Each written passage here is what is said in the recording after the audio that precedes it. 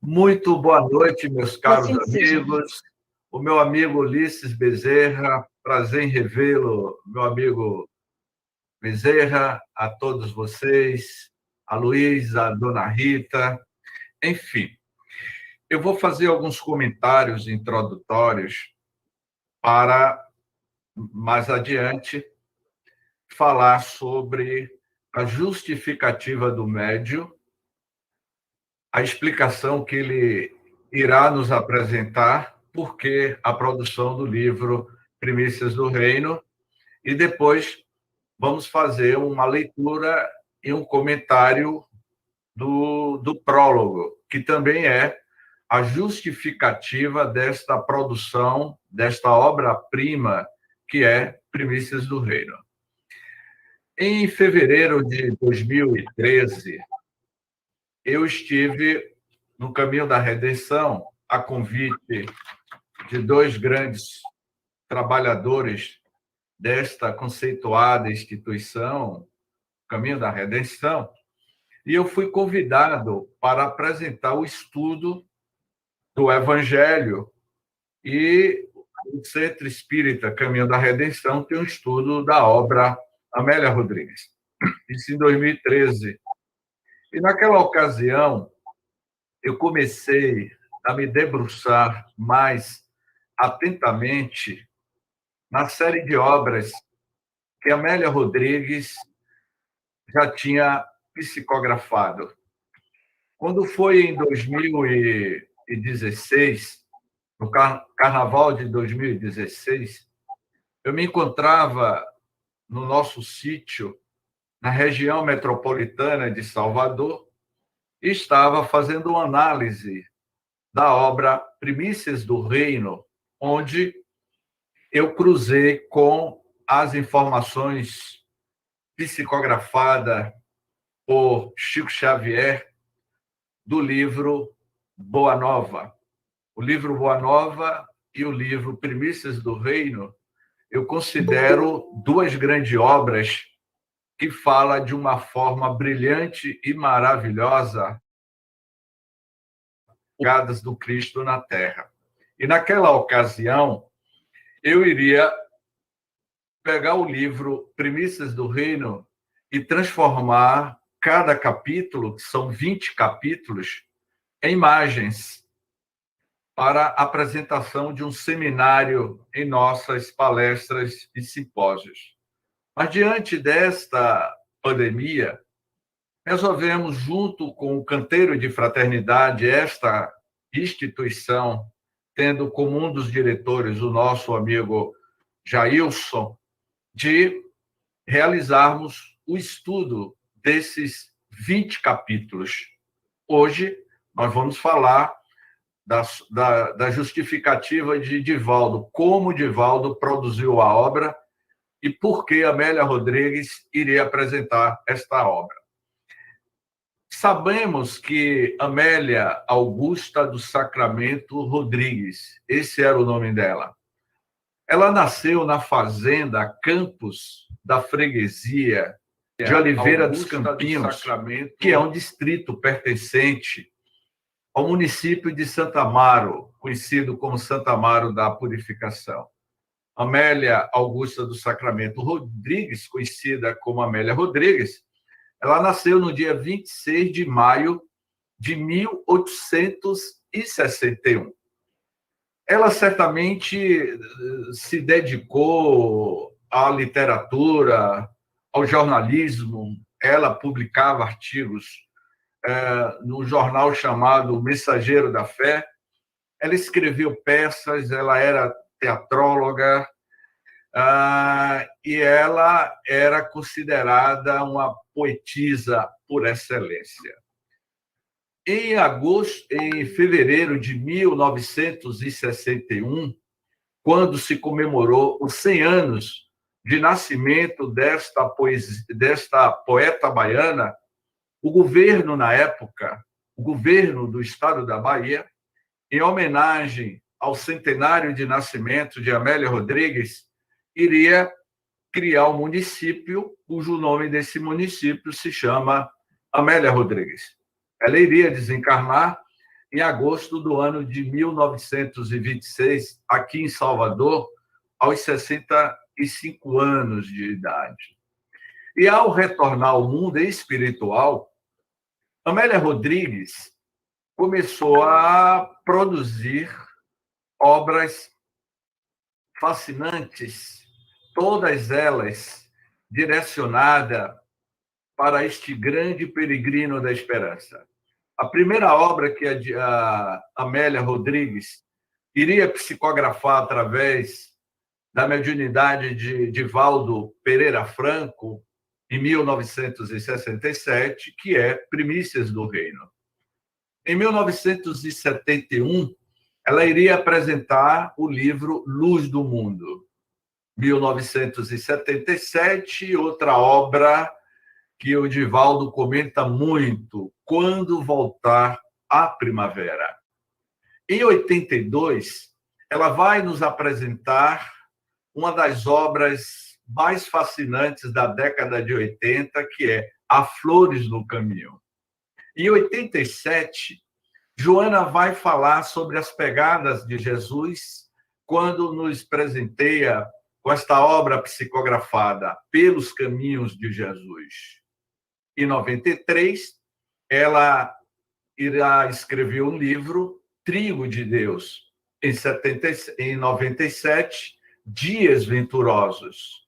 E no ano 2000, quando se completou 2000 anos do Evangelho no Cristo, Amélia Rodrigues apresenta esta obra notável chamada Até o Fim dos Tempos.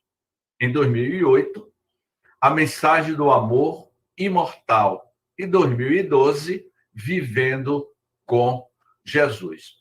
Portanto, essas foram um breve histórico de Amélia Rodrigues para quem não conhece.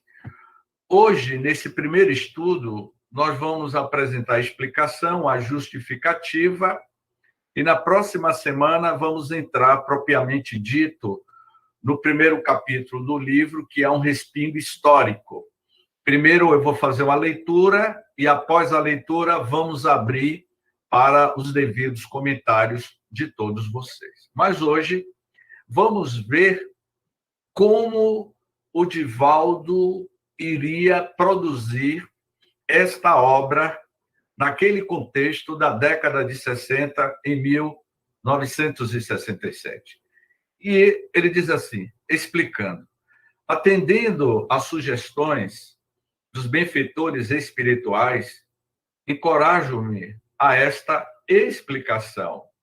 Com a desencarnação repentina de um irmão, no dia 24 de junho de 1944, em Feira de Santana, estado da Bahia, nossa cidade natal, e uma série de acontecimentos dolorosos, fui levado por mãos generosas a travar conhecimento com devotada médium espírita, Dona Ana Ribeiro Borges, Naná, que, por sua vez, me conduziu às primeiras sessões mediúnicas, onde a psicofonia espontânea desabrochou em mim. Católico, praticante, durante muitos meses relutei entre a antiga convicção religiosa e as elucidações claras que o Espiritismo me oferecia sobre os problemas da vida, as origens do ser, as provações, o destino, através da reencarnação. No segundo momento, nós vamos abrir para a participação de todos vocês. Transferindo residência, vai dizendo o Divaldo, transferindo residência logo depois para Salvador, por volta de 1947, por orientação dos devotados amigos espirituais, no estudo de O Livro dos Espíritos, de Allan Kardec, bem como nas demais obras da codificação, refiro-me ao estudo e não à leitura. Aqui ele já faz uma breve consideração. Ele vai dizendo, refiro-me ao estudo e não à leitura.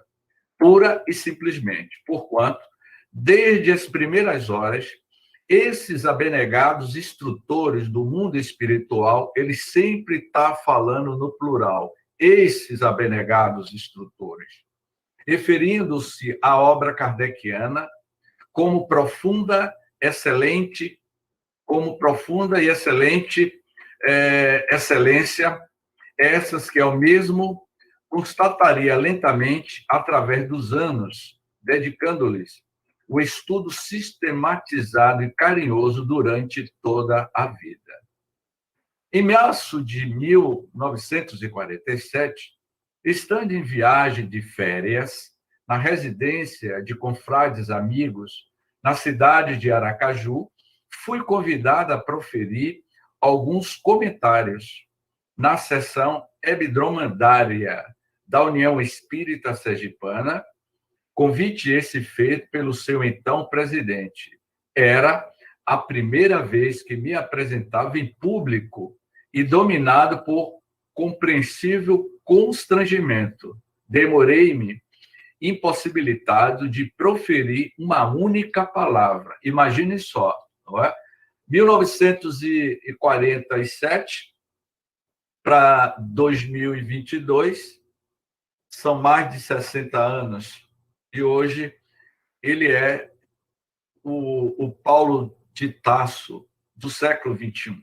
Embora o número de pessoas presentes não excedesse a 15,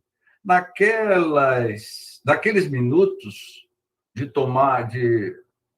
tormento íntimo que parecia não ter fim, vislumbrei a presença de um espírito amigo e escutei-lhe a voz abençoada em tom incisivo. Falaremos por ti e contigo. Imediatamente, destravaram-se-me a língua, a voz, e emocionada e severamente falei por quase 40 minutos. Assim, me iniciei nas singelas tarefas da exposição evangélica e doutrinária a que, a mercê de Deus, me encontro vinculado até o momento. Todas as vezes que era convidado para tecer comentários sobre o Evangelho, sempre tive a impressão de ver os cenários dos acontecimentos, as personagens, como numa tela de cinema. Eu vou traduzir a linguagem da década de 60 para a linguagem do século XXI. Imagens cinematográficas que estavam sendo passado diante da visão espiritual do Divaldo. E embora o vocabulário muito limitado, sob a forte inspiração que me dominava nesses momentos, era me possível descrevê-los e produzir os diálogos expressivos e narrativas emocionantes e vivas, vezes outras, para minha própria surpresa, sentia-me como que momentaneamente fora do corpo físico. Enquanto falava, automaticamente, como ainda hoje acontece, sentia-me um espectador, não produzindo qualquer esforço mental, de inteligência ou memória, durante todo o tempo da palestra, surpreendendo-me com as citações e o conhecimento de fatos que, no estado normal, me são inteiramente ignorados. Em 1949, vai dizendo Divaldo, estando na cidade de Muritiba, que é uma cidade no interior da Bahia, cidade próxima desta capital, na residência dos confrades senhor e senhora Rafael Veiga, em uma sessão presidida pelo co-idealista Abel Mendonça. Eu vou dar uma adendo aqui do nosso querido Abel Mendonça, que meu pai teve o prazer de conhecer. Ele foi um grande baluarte do movimento espírita na Bahia e foi uma das pessoas que muito contribuiu junto com Divaldo naquela época. Pela primeira vez, senti imperiosa vontade de escrever vontade essa acompanhada de estranha sensação no braço, bem como de uma ansiedade de difícil descrição. Providenciados papel e lápis, escrevi então, dominado pelo mesmo estado de espírito, com celeridade, tendo começo, nessa ocasião, despretensiosa e voluntariamente, a faculdade psicográfica de que me encontro investido.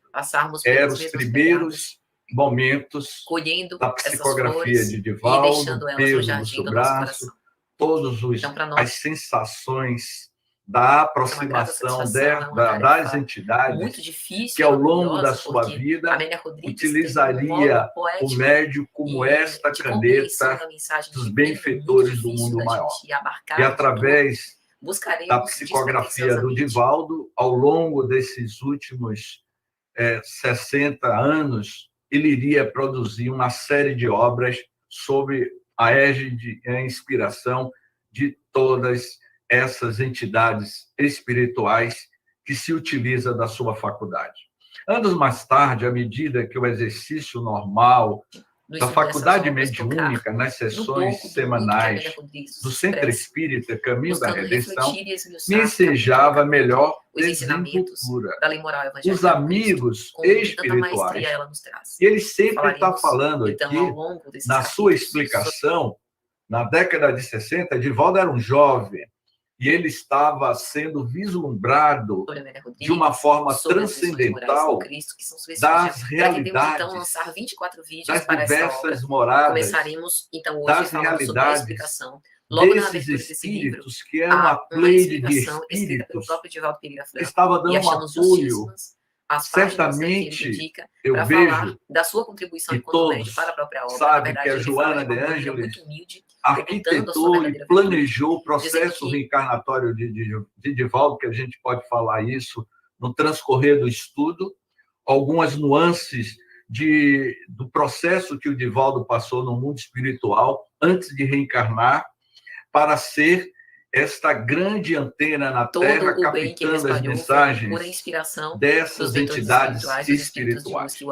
Ao término de cada reunião mediúnica, ditava uma página de comentários sobre o ocorrido durante os trabalhos, concitando-nos a todos invariavelmente ao estudo e à prática do espiritismo, sem qualquer jaça, consoante os ensinos substanciais de Allan Kardec. No mesmo ano, aí ele vai dizer que no mesmo ano, em 1949, como já proferisse no Centro Espírita Caminho da Redenção, pequenas palestras evangélicas e doutrinárias do Espiritismo, sob a inspiração desses mesmos abnegados amigos espirituais, aos quais devo as melhores instruções da minha vida, o melhor carinho e o mais constante assistência, surgiram esses benfeitores assíduos o trabalho de comunhão com a infância menos favorecida, surgindo os planos para a Mansão do Caminho, que foi inaugurada no dia 15 de agosto de 1952, sob a inspiração e a orientação de todos esses espíritos que já vinham trabalhando com Divaldo. Agasalhando na atualidade, é um núcleo ainda onde se ergue 10 lares famílias, 82 crianças sem pais, que é nossa abençoada oficina de amor fraternal. Ele descreve aqui o contexto daquela época, da década de 50. Hoje já não existe mais essas residências das tias com as crianças. Mas eu me lembro que na década de 80, quando eu ia à Mansão do Caminho, na época dos encontros das juventudes, eu cheguei a visitar algumas casas dessas tias e hoje tem alguns companheiros que trabalham na mansão e que foram os filhos adotivos de coração do Divaldo, e que muitos desses são conhecidos de todos nós. Muitas e reiteradas vezes, amigos e confrades, nestes anos de pregação espírita e evangélica, têm-me solicitado trasladar para a letra de forma as palestras proferidas, ou escrever os termos abordados na impossibilidade de fazê-lo, reconhecendo as dificuldades da arte de escrever. Ele vai dizer que naquela época ele tinha uma dificuldade na arte de escrever. Jamais acalentei qualquer aspiração nesse particular. Naquela época, que já se vai mais de não sei quanto, mais de meia década, não passava pela cabeça dele que ele seria hoje, não é? Em pleno século XXI, a Editora Leal, que é a editora responsável pela produção de todas as obras psicografadas por Divaldo, já foi para 10 milhões de livros. Já foi vendido mais de 10 milhões de livros em várias línguas. E uma infinidade de espíritos de várias hierarquias já psicografou através do Divaldo. E naquela época ele não imaginava que o seu futuro seria essas grandes obras que certamente se tornaria pérolas, grandes bússolas na orientação do Evangelho do Cristo na Terra, na mente e no coração de todos nós. Qual acontece nas palestras, a produção escrita por meu intermédio é sempre ditada pelos benfeitores desencarnados.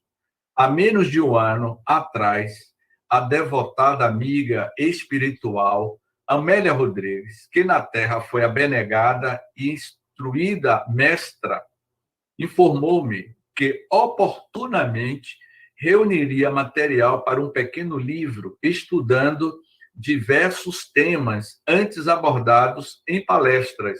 Algumas dessas palestras, por ela mesma, inspiradas ao lado de Manuel Viana de Carvalho, que foi considerado, no início do século XX, um dos grandes oradores da doutrina espírita. Viana de Carvalho foi conhecido pela sua grande eloquência, o orador por excelência. Imaginem vocês, Joana de Ângeles, Amélia Rodrigues e Manuel Filomeno de Miranda, inspirando Divaldo, não é, Ulisses? Naquela célebre experiência na África do Sul, em Botsuana, que isso aí é para outro assunto, e que Viana de Carvalho iria dizer: dispense o médio tradutor, porque eu vou realizar palestra através de você, você não vai precisar ter a tradução do inglês para o português, porque o tradutor, Divaldo dizia algo e o tradutor passava para o público de forma diferente. E foi Viana de Carvalho que iria interferir. Deixe que eu vou falar diretamente através de você. O que eu estou narrando está bem explicado no livro Semeador de Estrelas, produzido por a nossa querida agora Sueli Caldas Schubert. Então, Viana de Carvalho e outros lidadores da esfera espiritual. E bondosamente ditou por psicografia todas estas páginas, na presença dos frequentadores das sessões mediúnicas do citado Centro Espírita Caminho da Redenção, agora reunidas em volume, profundamente reconhecidos ao Mestre Jesus por todas as dádivas que nos foi apresentada. Ou seja, essa é a justificativa e explicação do médium. Vocês ouviram a explicação do médium, as dificuldades que o médium passou, as dúvidas, as incertezas que o médium tinha, tanto quanto qualquer um de nós, o próprio Chico Xavier.